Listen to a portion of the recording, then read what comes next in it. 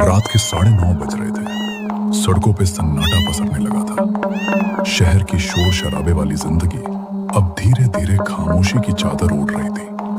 पीली स्ट्रीट लाइटों की रोशनी में धूल के कण नाच रहे थे। शिवा अपने काम से अब कमरे की तरफ लौट रहा है। उसके जूतों की आवाज खाली सड़क पर गूंज रही थी, जैसे कोई अदृश्य साया उसके पीछे पीछे कदम डाल कर रहा हो।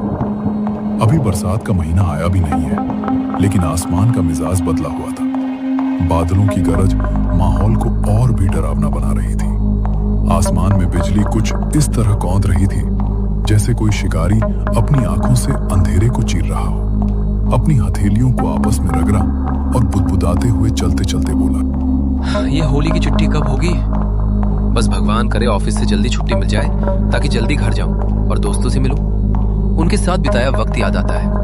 यहाँ तो बस काम और ये अकेलापन है। उसके मन में घर की यादें उमड़ रही थी, लेकिन बाहर का सन्नाटा उन यादों को डर में बदल रहा था। वह चलते चलते चाय की टपरी पर गया। टपरी एक पुराने पीपल के पेड़ के नीचे थी, जिसकी जड़ें जमीन से बाहर निकलकर सांपों की तरह लिपटी हुई थी। वहां एक पीला बल्ब हवा में झूल रहा था, जो रुक रुक कर टिमटिमा रहा था। वहां बैठे थे हरी काका और भोला चाचा। दोनों के चेहरे पर उम्र की लकीरें थीं और आंखों में अनुभवों का सागर। चाय की भाप और काका की बीड़ी का धुआं मिलकर एक धुंधली सी तस्वीर बना रहे थे। शिवा करीब गया और अपनी थकान मिटाने के इरादे से बोला, अरे हरी काका, क्या हाल चाल है? हरी काका ने अपना चश्मा नाक पर थोड़ा नीचे किया, शिवा को ऊपर से नीचे तक देखा और मुस्कुराकर बोले, अरे शिव बेटा, तू है? सब ठीक है बेटा, तू अपना बता। आज बड़ी देर कर दी दफ्तर से लौटने में। मेरा भी सब ठीक है काका। काम का बोझ ही ऐसा है। पर मौसम देख रहे हैं आप? लगता है आज जोरदार की बारिश होगी। बिन मौसम बरसात का अपना ही डर होता है। पास बैठे भोला चाचा ने आसमान की तरफ चिंता भरी नजरों से देखते हुए अरे शिवा बेटा, भगवान से प्रार्थना कर बारिश ना हो, वरना सारा अनाज खराब हो जाएगा। हम किसानों की कमर टूट जाएगी बेटा। ये बादल तो गरज रहे हैं, पर काश ये बरसे नहीं। माहौल थोड़ा गंभीर हो गया था। हरी काका ने चाय का आखिरी घूंट भरा और प्यार से बोले, अरे छोड़ो ये सब बातें। बेटा आ बैठ, 2 घुट चाय पी ले। रामू, 1 करक चाय और बना दे शिव के लिए। शिवा मुस्कुराया और एक शरारत भरी नजरों से काका को देखते हुए बोला, काका, मैं एक ही शर्त पर बैठूंगा, जब आप एक कहानी सुनाएंगे। इस मौसम में ऐसी बिजली की कड़कड़ाहट के बीच अगर कोई रोंगटे खड़े करने वाली बात सुनने को मिल जाए तो मजा ही आ जाएगा। अच्छा ठीक है बेटा, बैठ, मैं तुझे अपने साथ घटित एक पुरानी कहानी सुनाऊंगा। ये कोई सुनी सुनाई बात नहीं है, ये वो है जो मैंने अपनी इन आंखों से देखा है। हाँ तो काका, अब तो अपनी वो कहानी सुनाइए, मैं बिल्कुल तैयार हूं।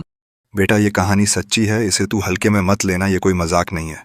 जो उस रात मेरे साथ हुआ, उसे याद करके आज भी मेरी रूह कांप जाती है। हरी काका ने अपनी आंखों को थोड़ा सिकोड़ा, जैसे वो 30 साल पीछे जाने की कोशिश कर रहे हों। काका बोले, बेटा ये बात 30 साल पुरानी है, तब घड़ियों का जमाना नहीं था। उस वक्त मोबाइल तो छोड़ो, बिजली भी गांव में नाम मात्र की थी। मैं शहर गया था अनाज बेचने और उधर से मैं वापस लौट रहा था। फरवरी का ही महीना था, हल्की ठंड थी और उस वक्त आसमान में बादल छाए हुए थे। रात गहरी थी और काली, इतनी काली कि हाथ को हाथ न सुझाई दे। मेरे बैल भी थक गए थे, उनकी सांसें तेज चल रही थीं। जब मैं थोड़ा आगे गया, एक पैर के नीचे एक तांत्रिक बैठा था, वो चिलम फूंक रहा था। उसके चेहरे पर जो राख लगी थी और जिस तरह से वो हंस रहा था, उसे देखकर मेरी सेहरन दौड़ गई। पर उस समय का मेरा जवान खून और अहंकार, मैंने बोला, क्या ये लोग भी ढोंग मचाकर लोगों के पैसे लूटते हैं? देखो कैसे शराब पी रहे हैं। कुछ दूर जाने पर जोरदार बारिश शुरू हो गई, ऐसी बारिश जैसी आज होने वाली है। फिर अचानक मेरी नजर आगे गई, वहां एक औरत खड़ी थी, बिल्कुल बेजान पुतले की तरह, सड़क के बीचों बीच सारी में। मैं उसके पास गया और पूछा, बहन जी, आप इस काली रात इस बारिश में क्या कर रही हैं इस सुनसान रास्ते पर? भैया मैं अपने घर ही जा रही थी और ये बारिश शुरू हो गई। कहीं आसपास घर भी नहीं है, मैं इसमें रुक जाऊं क्या? आप मुझे थोड़ा आगे छोड़ देंगे? मैं सोचने लगा ये कोई लुटेरों का तो काम नहीं। आजकल के ज़माने में किसी पर भरोसा करना मुश्किल है। फिर मैंने उसकी बेबसी देखी और कहा, ठीक है बहन जी, आप मेरे साथ चल सकती है। फिर हम चलना शुरू किए। बेटा जैसे ही वो औरत गाड़ी पर बैठी, बैलगाड़ी अब पहले से बहुत ज्यादा भारी हो गई थी। मेरे बैल, जो बड़े से बड़ा बोझ खींच लेते थे, अब अपनी पूरी ताकत से खींच रहे थे, पर गाड़ी रेंग रही थी। बारिश अब रावण का रूप ले चुकी थी। हवाएं ऐसे चल रही थीं जैसे कोई चिल्ला रहा हो। मोटे मोटे बूंद गिरने लगे। तभी वो औरत बोली, बस भैया, वो सामने मेरा घर है, वही चलिए। और आप भी थोड़ा देर रुक जाएंगे, बारिश थम जाएगी तो आप चले जाइएगा। वो कोई घर नहीं था, वो एक हवेली थी, पर बहुत ही पुरानी। चारों तरफ झाड़ियां उगी थीं और पत्थर काले पड़ चुके थे। जब मैं हवेली के पास उतर के गया तो अंदर से अजीब सी गंध आ रही थी, जैसे कोई मांस सड़ रहा हो। मैंने सहमते हुए कहा, बहन, ये आपकी हवेली है? हाँ भैया, ये मेरी हवेली है, पर पुरानी हो गई है। आप अंदर चलिए। जब मैं अंदर गया तो उस हवेली का तापमान घट गया। बाहर बारिश थी, पर अंदर ठंड एकदम से बढ़ गई। मेरा शरीर कांपने लगा। वो बोली, आप यहीं रुकिए, मैं अभी आई। बस इतना बोलकर वो चली गई। मुझे बहुत तेज ठंड लग रही थी तो मैंने एक छोटी सी आग जला दी। जैसे ही आग की रोशनी फैली, मैंने देखा दीवारों पर अजीब से निशान थे। जब वो वापस आई तो उसका चेहरा गुस्से से लाल था। आग की रोशनी उसके चेहरे पर पड़ रही थी और वो भयानक लग रही थी। वो बोली, ये क्या किया तूने? मेरे घर में आग क्यों जलाई, वो भी मुझसे पूछे बिना?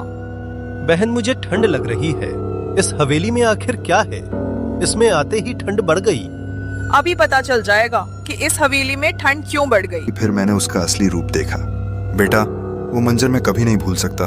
चेहरा कटा, आंख सफेद और हाथों में खरोच के निशान थे। उसके पैर पीछे की तरफ मुड़े हुए थे।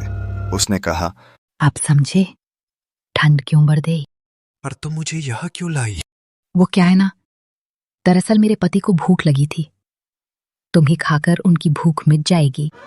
फिर अंधेरे कोने से उसका पति भी आया। उसकी लंबाई सामान्य इंसान से कहीं ज्यादा थी। आंखें लाल, चेहरे पर खरोच। उसने मुझे घूरा और बोला, वाह, क्या लजीज खुशबू है तेरे खून की। आज तो तुझे खा लूंगा, जिंदगी भर तेरा मांस याद रखूंगा। शिवा। फिर उस चुड़ैल ने हाथ का इशारा किया। मेरे पैर जमीन से उठ गए। मैं हवा में उड़ गया। मुझे लगने लगा कि अब मेरी मौत निश्चित है। मैंने अपनी किस्मत भगवान पर छोड़ और दी थी। मैं बस राम नाम जप रहा था। फिर अचानक चुड़ैल का हाथ नीचे गया और मैं भी धराम से नीचे उतरा।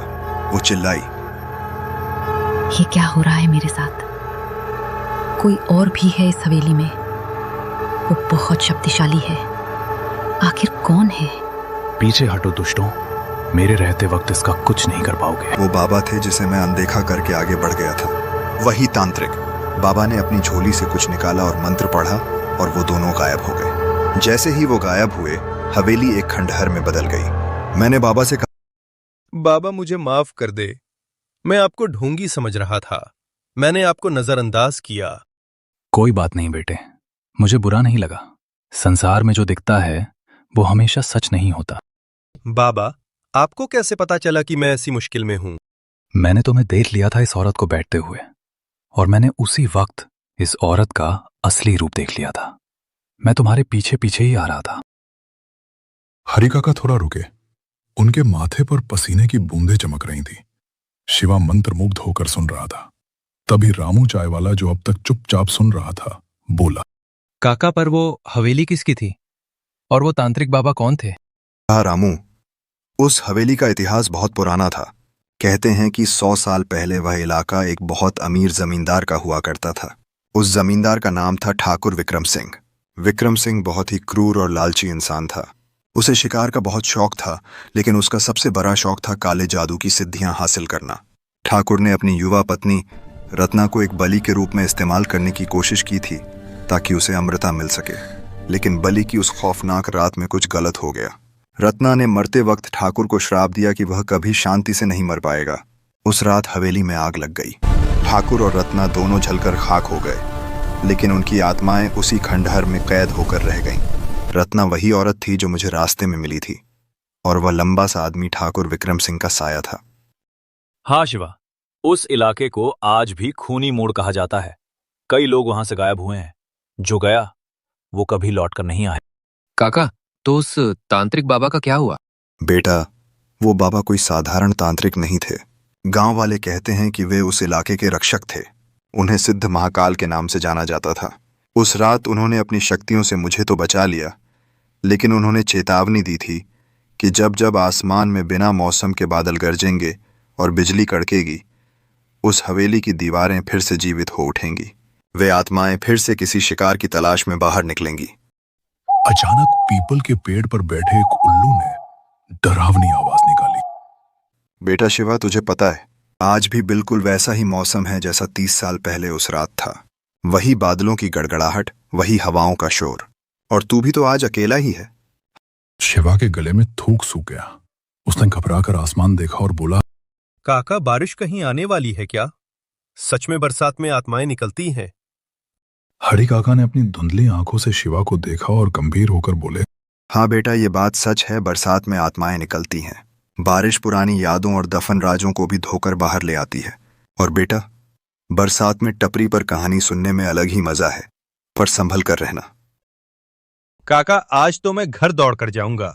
ये कहानी सुनकर अब अकेले रास्ते पर चलने में भी डर लग रहा है।